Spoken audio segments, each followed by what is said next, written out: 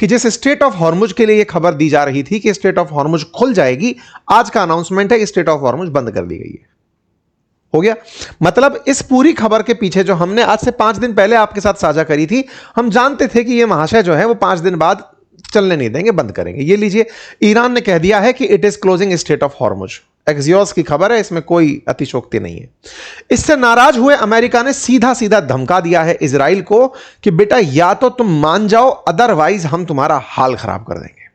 मतलब इजराइल और अमेरिका अब आमने सामने आ गए हैं। मतलब हालत यह है कि अमेरिका के उपराष्ट्रपति नेतन्याहू को अब धमकी दे रहे हैं। जो बातें कह रहे हैं वो मैं आपको सुनाऊंगा। चर्चा में केवल यह है कि लेबनान पर इजराइल हमले रोकना नहीं चाहता और अमेरिका यह मानता है कि जब तक लेबनान पर हमले नहीं रुके, ईरान स्ट्रेट ऑफ हॉर्मुज खोलेगा नहीं और अमेरिका की बेइज्जती होती रहेगी। हमें साइड में बिठा करके तुम हीरो बनने निकलो, हम बताते हैं हम कौन हैं। भाई साहब, इनके पीछे इनकी पूरी पूरी कैबिनेट उठा करके राष्ट्रपति विपक्षी दल तक भी सब एक साथ नेतन्याहू के पीछे पड़ गए कि अगर यह समझौता हो गया तो हम तुम्हें नहीं छोड़ेंगे। भाई साहब, नेतन्याहू क्या करते? नेतन्याहू निकल पड़े हमले की कार्रवाई करने। इधर जेडी वैंस पूरी तरह से पगला गए कि नेतन्याहू को संभलाए कौन, समझाए कौन। तो उन्होंने अपनी तरफ से कहा, that is not reflective of conversation that I have had with him, maybe he is saying something to somebody else that he is not saying to me।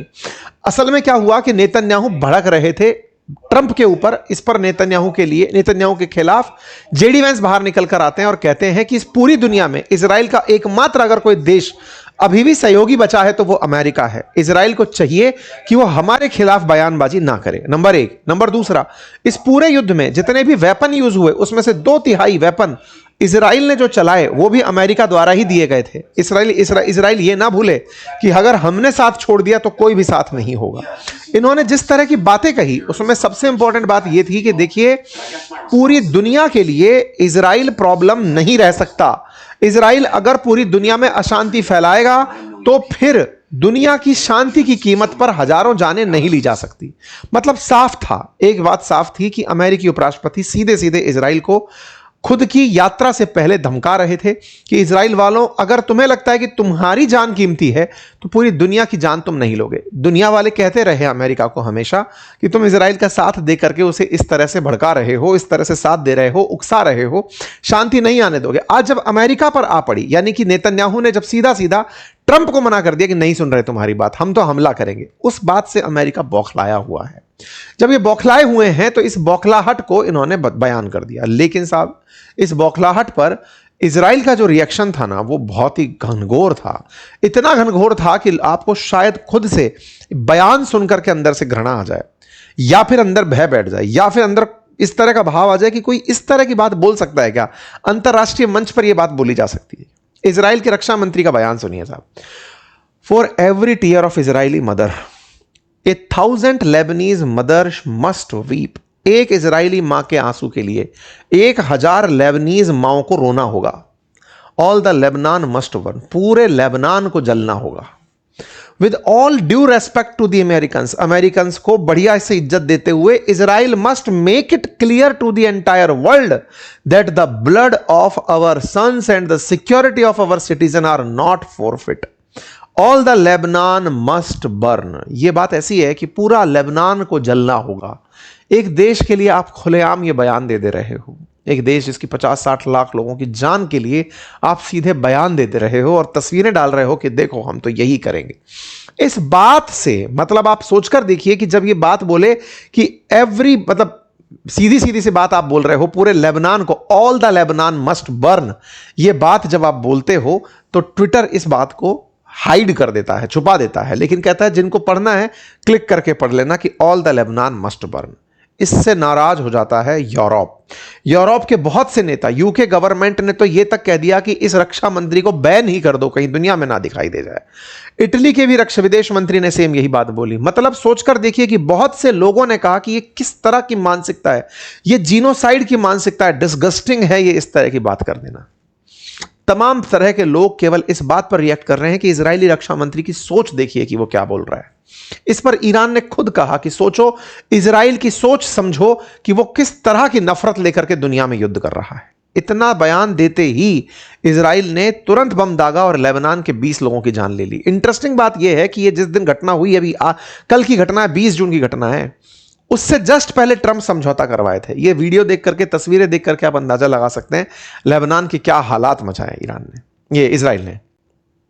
इसका मतलब अमेरिका और ईरान के बीच की जो शांति वार्ता थी, जिसमें लेबनान को एक तरह से मॉर्गेज किया गया था कि लेबनान की सुरक्षा मिलेगी तो हम शांति करेंगे, वो अटक गई। मतलब इजराइल ने लेबनान के नाम पर फिर से गोला चला दिया।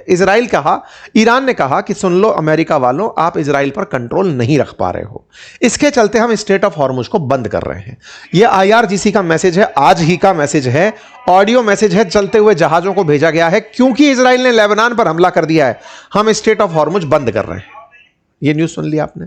बंद होने की खबर आ जाती है सब तरफ एक ही चीज कि साहब हम हर फ्रंट पर एक ही बात बोलेंगे कि ईरान हॉर्मुज को बंद किया, अमेरिका ने समझौते की पहली शर्त नहीं मानी, इसलिए हम इसको बंद कर रहे हैं। आप फ्रस्ट्रेशन समझे किस लेवल की होगी। ट्रंप कह रहे हैं कि स्ट्रेट ऑफ हॉर्मुज बंद नहीं है, ईरान कह रहा है कि बंद है। इससे ही भड़क गए जेडी वैंस आज ही के दिन स्विट्जरलैंड पहुंच रहे हैं, खुद पहुंच रहे हैं। ये जाते हुए की यात्रा की तस्वीरें हैं। पाकिस्तान के प्रधानमंत्री पहुंच चुके हैं, अरागची पहुंच चुके हैं, पाकिस्तान के प्रधानमंत्री की तस्वीर आप देख सकते हैं। गालिबाफ पहुंच चुके हैं, अरागची पहुंच चुके हैं, सब स्विट्जरलैंड पहुंचे हैं। लेकिन IRGC ने रास्ता बंद कर दिया है कि सुनो, ये जो तुम्हारे हस्ताक्षर हैं, इनमें कोई सेंस नहीं है अगर इजराइल लेबनान को मारना नहीं छोड़ता। बड़ी तरीके से मतलब इन लोगों की बातचीत चल रही है, लेवल सारे हैं, लेकिन इजराइल को मनाने के लिए कोई तैयार नहीं है। अमेरिका खुद चाहता है कि इजराइल को धमकाया जाए कि वो ऐसा ना करे, लेकिन इजराइल का मानना है कि यदि ये सब हो गया तो जीतेगा ईरान, और ईरान का जीतना, उसके फ्रीज्ड असेट का खुलना, उसके तेल का बिक जाना, और उसको इस तरह से संतुष्टि देना कि स्ट्रेट ऑफ हॉर्मुज तुम्हारी दया पर खुली हुई है, ये इजराइल की हार कंसीडर की जाएगी। हम इसको नहीं होने देंगे, और इजराइल इस चीज को नहीं होने दे रहे साहब। इजराइलियों के बारे में जब ट्रंप से पूछा गया कि डोनाल्ड ट्रंप, आप कहते थे कि इजराइल आपकी सुनता है, ट्रंप बोलते हैं हाँ हाँ मेरी सुनता है। इतनी देर में उन्होंने 80 बम और चला दिए कि लो नहीं सुनते तुम्हारी।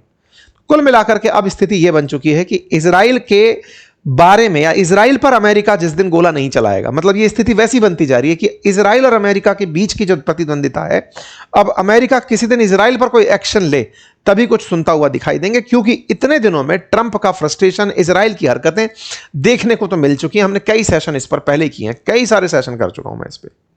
लेकिन अमेरिका में एक धड़ा आज भी यह है कि इजराइल को गलत समझने वाले अमेरिकियों, ये बात समझो कि इजराइल गलत नहीं है। ईरान ही था जो आतंकी हमले करवाता था, 50,000 से ज्यादा जान ले चुका। हमास को भेज के, हिजबुल्लाह को भेज के, हूतियों को भेज के, दुनिया में आतंक को फैला करके जो भी कर रहा था वो ईरान कर रहा था। अब उस ईरान के नाम पर अगर इजराइल को दबाया जा रहा है तो ये अमेरिकियों तुम्हें बहुत भारी पड़ेगा। इस तरह से सारी चीजें चल रही हैं। बाय द वे, इजराइल को क्यों सपोर्ट करता है अमेरिका, इस पर मैंने एक पूरा डिटेल वीडियो आज से कम 2 साल पहले बनाया था। आपको समय मिले तो देखिएगा, इसमें डिटेल बताई थी कि क्यों, क्या कनेक्शन है इजराइलियों का और अमेरिकियों का, वो आप यहां से समझ जाएंगे। उम्मीद करते हैं कि आज की जानकारी आपको पसंद आई हो। आप क्या सोचते हैं कि ये दिशा किस दिशा में बढ़ेगी, क्या होगा, क्या ये बातचीत होंगी, क्या इजराइल मानेगा, क्या अमेरिका और इजराइल एक दिन झगड़ लेंगे? अपनी राय कमेंट बॉक्स में जरूर बताइए।